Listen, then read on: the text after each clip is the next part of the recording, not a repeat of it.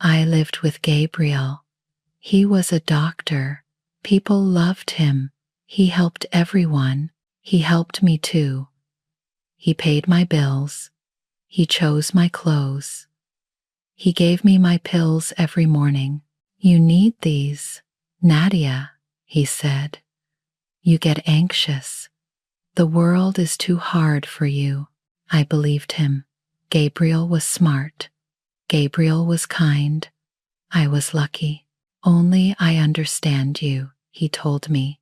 Other people don't see you like I do. I smiled. I felt safe with him. But then things changed. Gabriel started to leave the house more. He went out at night. He came home very late. Where did you go? I asked. Work, he said. I had patience, but he smelled strange. He smelled like old smoke, cheap cigarettes, not his brand. I smelled something else too, old medicine, like a hospital from long ago. I didn't say anything. Maybe I was wrong. One day, I checked our bank account. Gabriel usually did this. But he forgot to close his laptop. I saw withdrawals, big amounts of cash.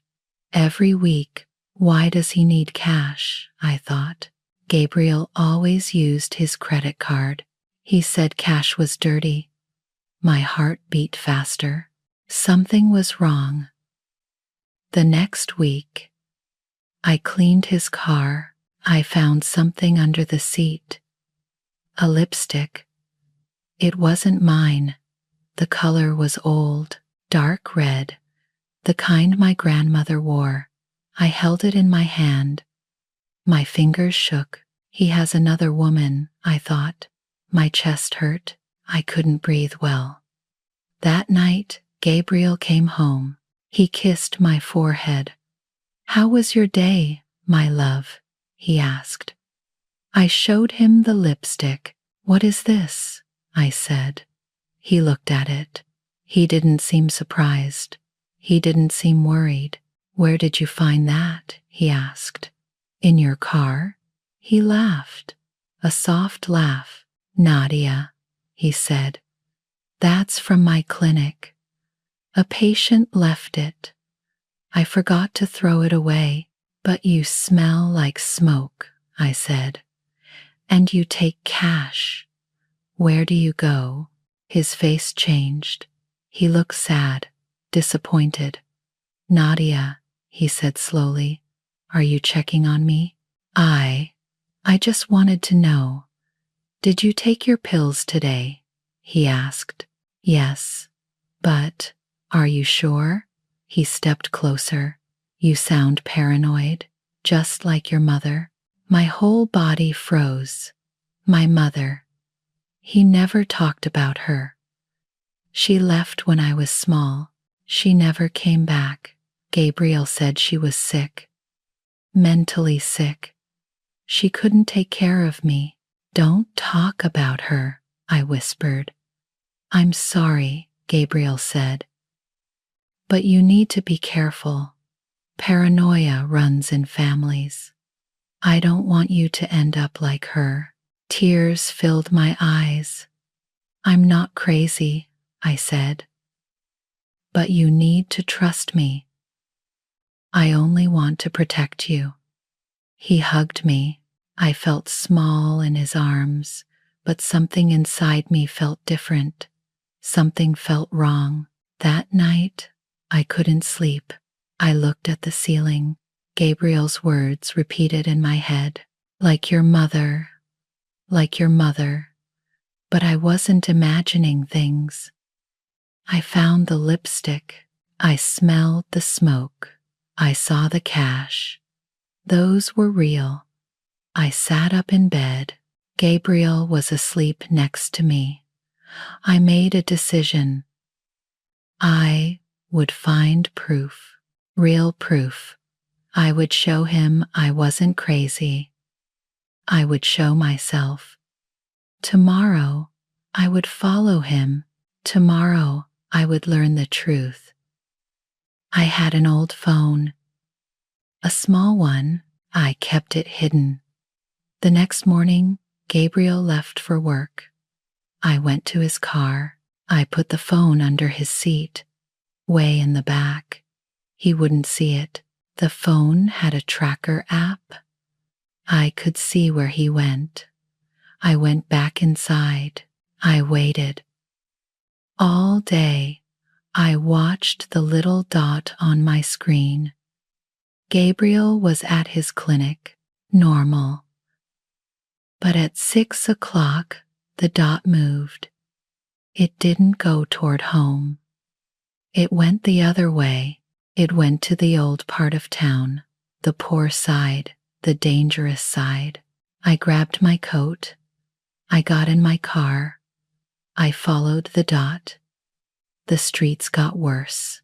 Broken windows, trash everywhere. People sat on corners. This wasn't Gabriel's world. He hated dirty places. The dot stopped moving. I looked at the address.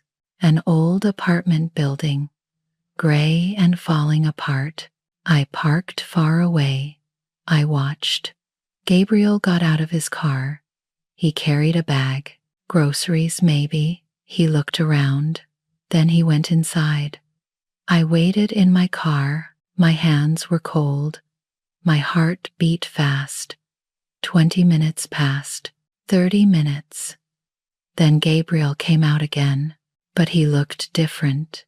He walked lighter. He smiled. He looked happy, energized. Like something good just happened. He got in his car. He drove away. I waited 5 more minutes. Then I got out. The building smelled bad. Old urine, rotting wood. I walked up the stairs. They were dark. Some lights were broken. I reached the 3rd floor, apartment 3B. I tried the door, locked. I looked around. I went there. I climbed through carefully. Inside was a narrow hallway. It led to the back of the building. I found another door, 3B from the back entrance. I tried this door. It opened. My heart stopped. The apartment was small, 1 room. The windows were covered. Nails went through the wood boards. No light came in. A single lamp gave weak yellow light. There was a bed, a small table, a chair. Medicine bottles sat on the table, old ones. The smell hit me, sickness, sweat, fear. And then I saw her. A woman lay in the bed. She was thin, very thin. Her hair was gray and messy. Soft straps held her wrists to the bed frame. For safety, I thought. That's what hospitals did. But this wasn't a hospital. I stepped closer. The floor creaked. The woman's eyes opened. She looked at me, and I knew that face. Older, tired, broken, but I knew it. "Mom," I whispered. She gasped. Her whole body went stiff. "No," she said. Her voice was rough, scared. "No, no, Mom. It's me. It's Nadia." She shook her head fast. Tears ran down her face. "Did he send you?" she asked. "I didn't try to leave. I promise. I was good." I didn't understand. My head felt dizzy. "What?" "No." I followed him. "He doesn't know I'm here." She stared at me. She didn't believe me. "Mom, what is this place?" I asked. "Why are you here?" She looked at the door. "Before he comes back, he'll be angry." Who? Gabriel. She closed her eyes. Please, just go. Forget you saw me. I moved closer to the bed. I touched the straps on her wrists. These are tied tight, I said. Why? Are you hurt? He says I'm dangerous, she said. He says I might hurt myself. Or run away. My stomach turned. This felt wrong. Everything felt wrong. How long have you been here? I asked. She just cried. I started to untie the straps. My fingers shook. Wait, she said. Don't. He'll know. He always knows. I don't care, I said. You're my mother. You can't stay like this. You don't understand, she said. Her voice broke. He saved me. He gives me food. He gives me medicine. I owe him. Saved you from what? She looked away. From myself. From the streets. I was bad. Nadia. I was sick. I left you. I was a terrible mother. So he put you here? In this room? Tied up? He loves me, she said. But she didn't sound sure. He told me. He loves me. And he loves you. I stopped. Gabriel's words came back to me. He loves us both. My blood went cold. Mom, I said slowly. When did you come back? When did you find Gabriel? She looked at me. Her eyes were empty. 2 years ago, she said. I wanted to see you. I went to his clinic. I asked him. And? He said you hated me. He said you were sick. Mentally sick. Like me, my chest hurt. I couldn't breathe. He said if I loved you, I would stay away, she continued, but I had nowhere to go. So he offered to help me. He brought me here. He said it was temporary. 2 years, I whispered. You've been here 2 years. She nodded. I looked around the room. The nailed windows, the locked door, the straps. This wasn't help. This was a prison. And Gabriel was the guard. We have to leave, I said. Right now. He'll find us, she said. I don't care. I untied the last strap. Her wrists were red, bruised. She sat up slowly. She was so weak. I heard a sound, a key in the front door. We both froze. The door opened. He looked at me, at my mother, at the untied straps, and then he smiled, not an angry smile, a sad one. Oh, Nadia, he said softly. I told you not to come here. Gabriel closed the door behind him. He locked it. Click. The sound made my skin cold. Gabriel, I said. My voice shook. What is this? He put his bag down. He still smiled that strange smile. I asked you to trust me, Nadia, he said. I asked you to stay home. But you followed me. You kept my mother here, I said. You lied to me. I protected you, he said calmly. From the truth. From pain. He walked closer. I moved in front of my mother. Don't come near her, I said. He stopped. He looked hurt. Nadia, he said softly. I'm not the enemy here. I saved her. I save you every day. Saved her? I pointed at the straps. You tied her to a bed. For her safety, he said. Sarah has problems. She tried to run away before. She could get hurt.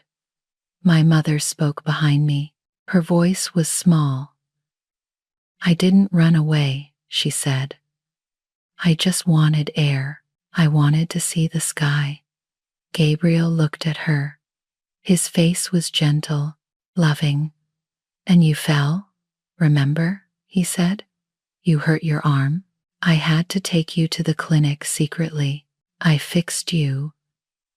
He turned back to me. I always fix broken things, he said. My head hurt. This didn't make sense. Why is she here? I asked. Why did you hide her from me? Gabriel sighed. He sat in the chair. He looked tired. Sit down, Nadia, he said. Let me explain. No, please. His voice was so soft, so kind. You deserve the truth. I didn't sit, but I listened. Your mother came back 2 years ago, he said. She came to my clinic. She looked terrible. Dirty, sick, high on drugs. I looked at my mother. She looked down. She asked about you, Gabriel continued. She wanted to see you, but Nadia, you were just starting to heal. You were taking your medication. You were stable. So, I said. So I knew what would happen, he said. She would come back into your life. She would promise to change. You would believe her. You would hope. He leaned forward. And then she would leave again, he said. Completely this time. That's not your choice, I said. My voice was loud now. She's my mother. She's an addict, he said. She abandoned you once. She would do it again. My mother made a sound. A small cry. I'm sorry, she whispered. I'm so sorry. Nadia, Gabriel looked at her. Then at me. I couldn't let that happen, he said. So I made a deal with Sarah. I would help her. Give her a place to stay, medicine, food, but she had to stay away from you. You kidnapped her, I said. I saved her, he said. His voice got harder. She had nowhere to go, no money, no family except you.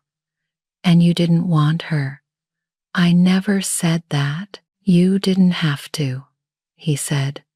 I know you, Nadia. I know your pain, the abandonment, the fear. It made you who you are.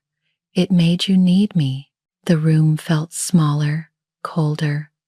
What? I whispered. He touched the nails in the wood. You think I don't know? He said. You think I don't see it?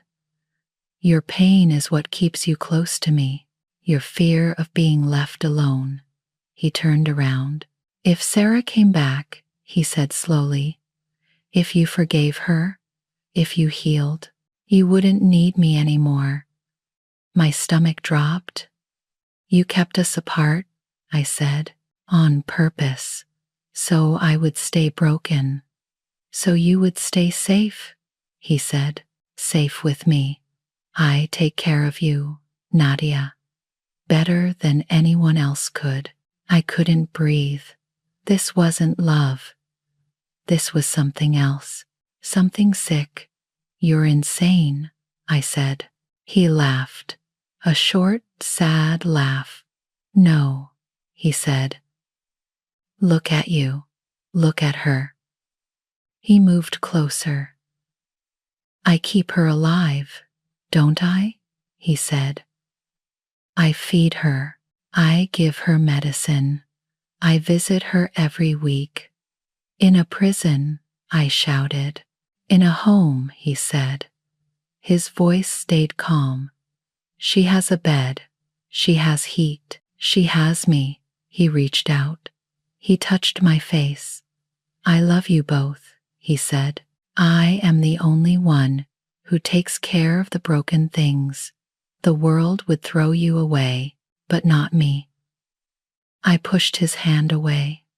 We're not things, I said. No, he agreed. You're mine. He pulled something from his pocket, a syringe.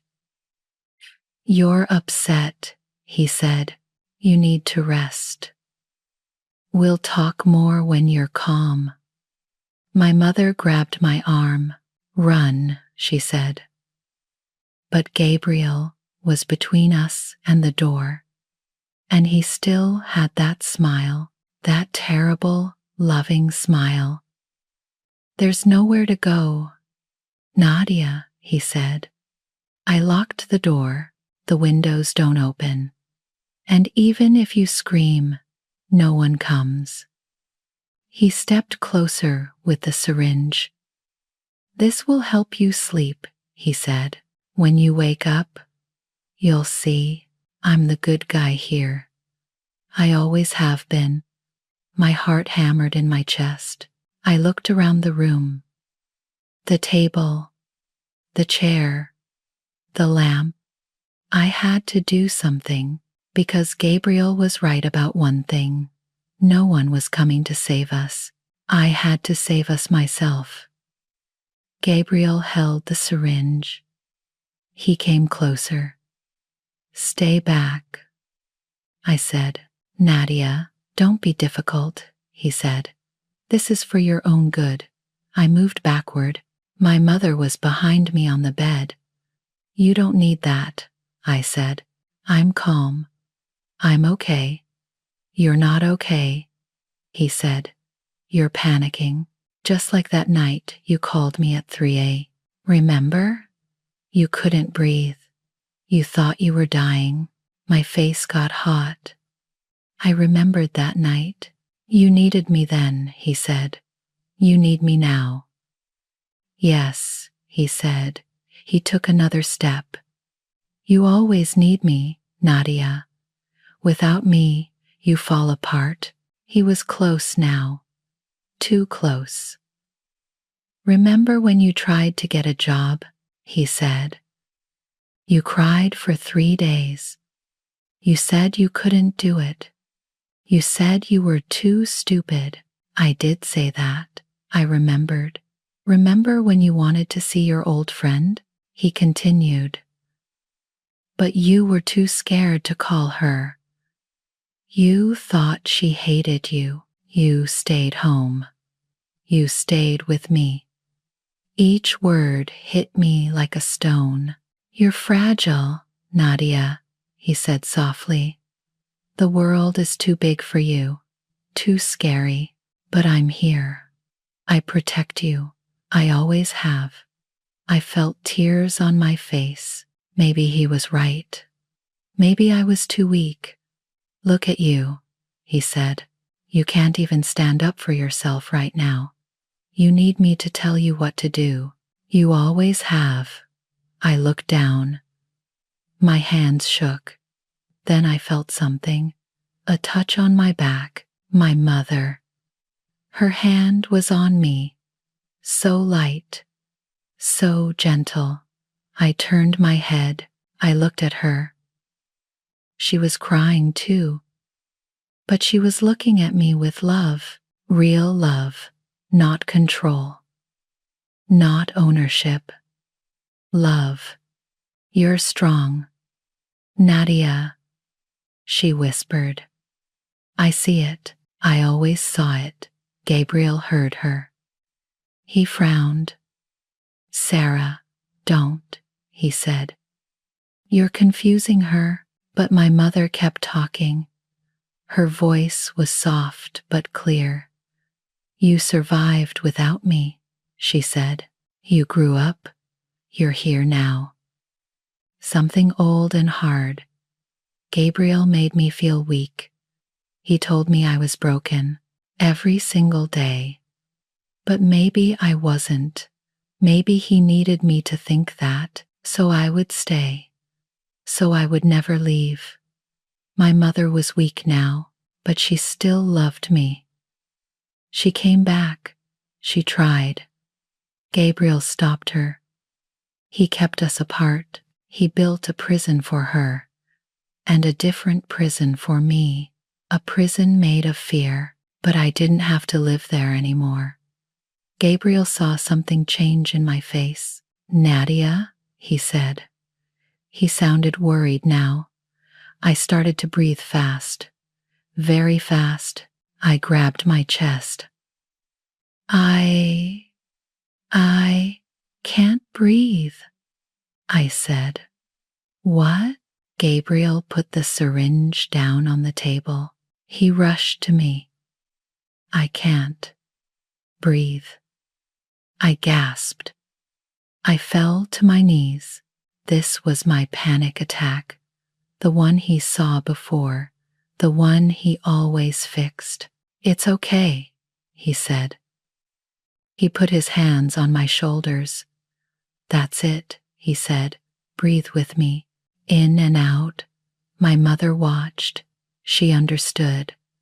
I saw it in her eyes. Gabriel turned his head to reach for the syringe. This will help you calm down, he said. That's when I moved. I grabbed the lamp from the table. It was heavy, metal. I swung it hard. It hit the side of Gabriel's head. Crack. He fell sideways. He shouted. Blood came from his temple. You, he started. I hit him again, this time harder. He fell to the floor. He didn't move. My hands shook. I dropped the lamp. Oh, God, I said. Oh, God. Oh, God. Nadia. My mother's voice. The keys. Get the keys. I looked at Gabriel. He was breathing, but his eyes were closed. I searched his pockets. My hands were shaking so bad. I found them. A small ring with 3 keys. Got them, I said. I ran to my mother. I helped her stand. She was so light, too light. Can you walk? I asked. I'll try, she said. Gabriel made a sound, a groan. He was waking up. We need to go, I said. Now. I unlocked the door. It opened. I put my arm around my mother.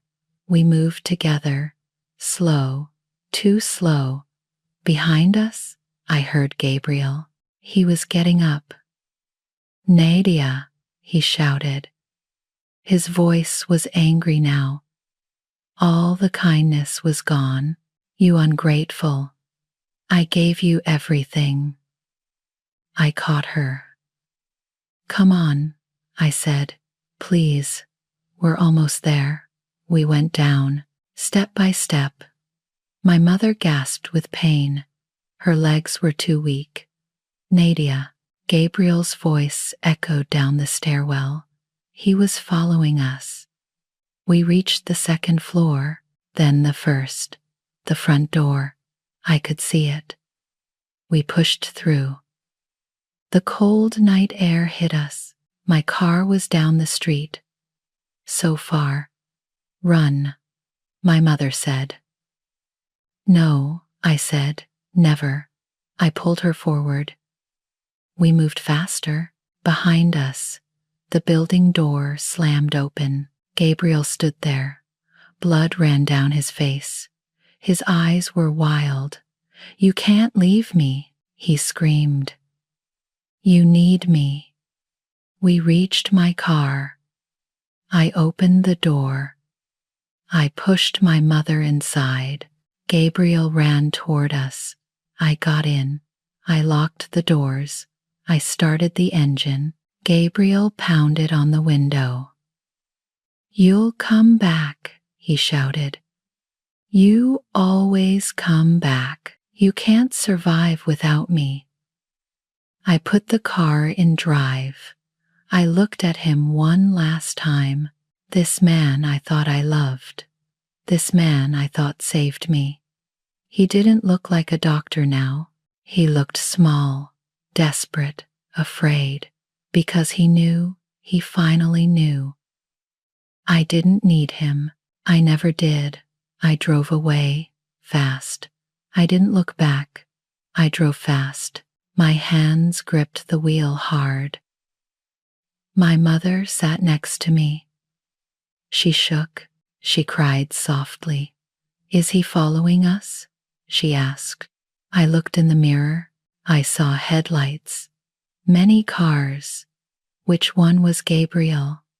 "I don't know," I said, "but we can't stop." My heart beat fast. Too fast. Every car behind us scared me. Gabriel's words echoed in my head. "You need me. You'll come back." No. Never again. We drove for 30 minutes. The roads got darker, emptier. Then I saw a motel, small and old. The sign blinked weakly. Perfect. Gabriel wouldn't look here. I pulled in fast. I parked in the back, away from the road. She was too tired to speak. I looked around. No cars followed us. The road was empty. Maybe we really escaped. Or maybe Gabriel was planning something worse. I helped my mother out. She could barely stand. 2 years in that bed. 2 years without walking. "I've got you," I said. We walked slowly to the office. A man sat behind a desk. He didn't look up. "1 room," I said. "2 nights. $60, he said. I paid cash. He gave me a key. Room 14. The room smelled bad. Old smoke, stained carpet. But it had beds, a lock, safety. My mother sat down. Her whole body shook. "Are you okay?" I asked. She looked at me. Then she started crying. Deep, painful crying. "I'm sorry," she said. "I'm so sorry, Nadia." I sat next to her. I held her hand. "Don't be sorry," I said. "But I left you," she cried. "I was a terrible mother." "You were sick," I said. "Gabriel made it worse. He hurt us both." She wiped her face. Her eyes were red. "I tried to come back," she said. "I really tried." "When?" I asked. 5 years ago, she said. "I got clean. I stopped using drugs. It took 3 years." I listened carefully. "Then I wrote you letters," she said, "every month. For 2 years, my heart stopped." "What letters?" "I told you I loved you," she said. "I told you about getting better. I wanted to see you." Tears filled my eyes. "I never got them." "I know," she said. "Gabriel took them." My hands started shaking. "How do you know?" "He told me," she said, 2 years ago. When I came to his clinic, she closed her eyes. The memory hurt. "I asked to see you," she said. "He read my letters. He said you hated me. He said you were mentally ill. Like me. I felt sick. That's a lie. He said seeing me would hurt you," she continued. "He offered to help me. He said it was temporary." "But he locked you up," I said. "Yes," she whispered. "Days became weeks. Weeks became months. I asked to leave. He always said, 'Not yet.'" She cried harder. I held her. He stole your letters, I said. He kept us apart on purpose. Why? She asked. I thought about it. The truth made me angry. Because if you came back, I would heal, I said. I wouldn't need him anymore. So he made you think I didn't love you, she said. Yes, I said. My pain made me weak. My weakness made me stay with him. We sat in silence. Understanding everything now, Gabriel didn't love us. He collected us. He owned us. He erased our love to keep us broken, to keep us dependent. What do we do now? My mother asked. We stop him, I said. We make sure he never hurts anyone again. How? I don't know yet, I said. But we'll find a way, together. Together, she said. That night we lay in bed. We didn't sleep much. Every sound made me jump. Was it Gabriel? Was he coming? But morning came. We were still safe. My mother slept next to me, still breathing, still alive, still here. Gabriel tried to erase her love, but love doesn't die that easily. It waits. It survives. It fights back. Tomorrow we would go to the police. We would tell our story. Gabriel was powerful, respected, but we had the truth, and the truth was stronger than his lies. I looked at my mother. Her face was peaceful now, calm. We lost so many years Gabriel stole from us, but we had each other now, finally. And that was something Gabriel could never take away again.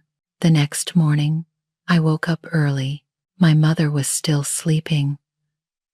I sat by the window. I thought hard. We couldn't run forever. Gabriel would find us.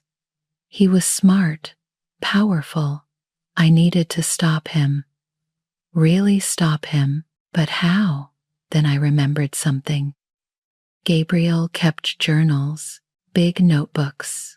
He wrote in them every day. He wrote about his patients, his good work, his charity. He was proud of himself. He documented everything.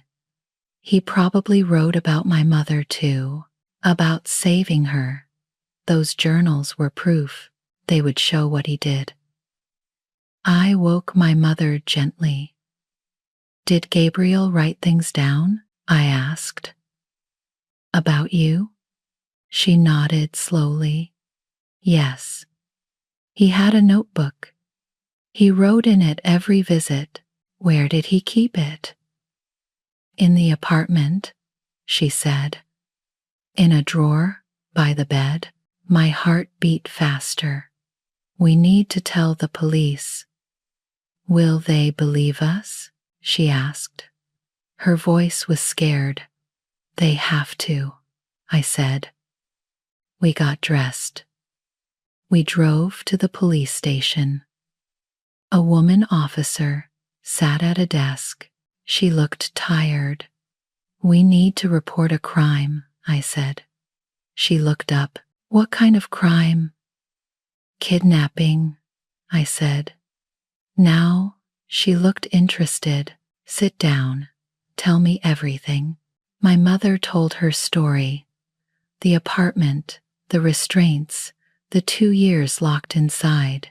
I showed photos on my phone, the dark room, the nailed windows. The officer's face changed. She looked serious now. This is very serious, she said. We need to investigate. He keeps journals, I said. In the apartment. They'll prove everything. The officer made phone calls. Other officers came. They asked questions. They took notes. 2 hours later, police went to the apartment. They found the journals. They saw the restraints. They took photos. They had enough proof. That afternoon, police went to Gabriel's clinic. My mother and I waited outside. We sat in my car across the street. Gabriel came out. He was smiling. He always smiled at his patients. Then he saw the police. His smile disappeared. They talked to him. He shook his head. He looked confused, innocent. But they showed him papers, evidence. His face went white, then red, then angry. They put handcuffs on his wrists. They walked him to their car. Gabriel looked around. He was searching for me. I knew it, but I stayed hidden in my car. I watched them put him inside. I watched the car drive away. He looked small now, not powerful, not important, just a man, a sick, controlling man. I didn't feel afraid anymore. I didn't feel weak. I felt free. 3 months later, there was a trial. The evidence was clear. The journals, the restraints, the apartment, my mother's testimony. Gabriel tried to defend himself. He said he was helping. He was a good man, a saint. But the jury didn't believe him. They found him guilty. Kidnapping, false imprisonment, 15 years in prison. When they read the verdict, Gabriel looked at me one last time. I looked back. I didn't look away. I wanted him to see I survived. I won. Now, my mother and I sit on a park bench. The sun is warm. She sits in a wheelchair. Her legs are getting stronger, but slowly. We come here every week. We talk. We remember. We heal. Are you okay? She asks me. Yes, I say. Are you? She smiles. A real smile. Yes, better every day. We're not fixed yet. The pain is still there. The lost years hurt, but we have time now. Time to heal. Time to be together. Gabriel said he loved us both, but his love was a cage, a prison. He wanted to control everything. My thoughts, my feelings, my whole life. He wanted to write my story for me. He wanted me to be his character, but he forgot something important. I am not a character in someone else's story. I am the writer of my own life. This is my story now, mine and my mother's, and this is just the beginning. Our new chapter starts today. We have reached the last line of today's story. Before you go, can I ask a small favor? If you enjoyed this video, please click like so more people can find it.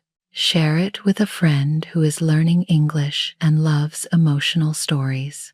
And don't forget to subscribe to Kavico English Storytime. Your one click helps the channel grow stronger and stay alive. When you subscribe and ring the bell, new stories will come directly to you. Thank you for spending your precious time here with me.